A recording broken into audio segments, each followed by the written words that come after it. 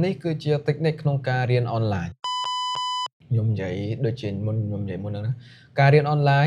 គឺយើងទាមទារយើងមើលវីដេអូបណ្ដើរយើង practice បណ្ដើរអញ្ចឹងខ្ញុំលើកទឹកចិត្តឲ្យអ្នកទាំងអស់គ្នារៀនតាមទូរស័ព្ទទៅបើយើងអត់មាន monitor ក្រៅ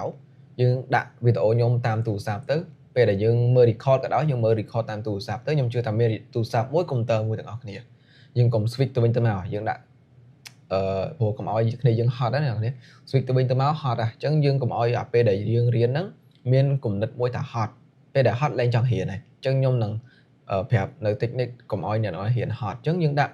វីដេអូមួយខាងមកយើងទៅ practice មួយខាងមកបើអ្នកនរគ្នាណាដែលមាន monitor កាន់តែស្រួលហើយដាក់ monitor រៀនទៅយើងសរសេរ code នៅក្នុង laptop របស់យើងមក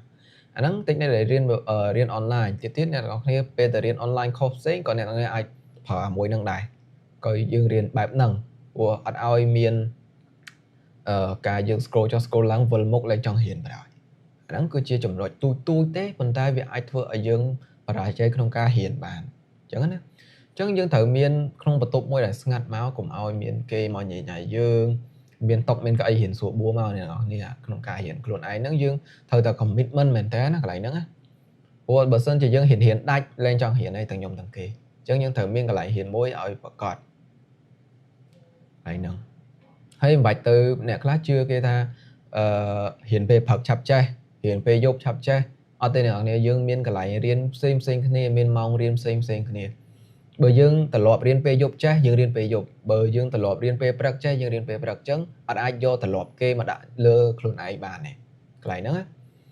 អញ្ចឹងយើងការកំណត់ម៉ោងរៀនយើងត្រូវតែកំណត់ម៉ោងរៀនយើងអាចមាន app យើងមាន Google Calendar ឬក៏ Trello យើងអីចឹងទៅយើងត្រូវកំណត់ខ្លួនឯងក្នុងការរៀនសូត្រអញ្ចឹងណាអញ្ចឹងការរៀនទ្រឹស្ដីមួយខ្ញុំច័ន្ទពុទ្ធសុខហើយមាន practice មួយចំនួនហើយយើងឲ្យទៅ practice នៅក្រៅឲ្យច្រើននៅម៉ោងចន្លោះហ្នឹងគឺខ្ញុំចង់ឲ្យអ្នកនរគ្នា practice ឲ្យច្រើនហើយខ្ញុំចង់ឲ្យអ្នកនរគ្នាមានទម្លាប់មួយយើងធំឲ្យអ្នកនរគ្នាកុំចាំដល់គ្រូប្រាប់ថាឲ្យធ្វើចាំធ្វើយើងត្រូវកំណត់ថាអូខ្ញុំមករៀនខ្ញុំស្ដាយលុយខ្ញុំចង់ចេះខ្ញុំចង់អីអញ្ចឹងពេលរៀនទ្រឹស្ដីអាចមើលទៅហើយបើមើលអត់ទាន់កន្លែងណាមើលវីដេអូ replay ឡើងវិញមកហើយយើង practice បាច់ដល់ខ្ញុំដាស់តឿនច្រើនពេកទេអ្នកនរគ្នាយើងចង់ចេះយើងចង់ចេញទៅមានការងារធ្វើយើងត្រូវខំខ្លួនយើងអញ្ចឹងណាអញ្ចឹងការដែលយើងធ្វើមករៀន IT នេះវា challenge មួយគឺថាពេលខ្លះគេថាមករៀន IT ទៅអីវាអត់មានការងារធ្វើ yes man បើសិនជាយើងរៀនទៅធ្វើលែ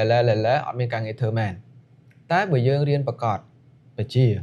យើងខំអត់ខ្វះការងារធ្វើទេ IT ខ្ញុំនៅតែគិតថាអត់ខ្វះការងារធ្វើទេ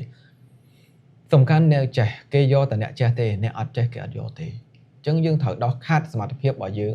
ឲ្យបាន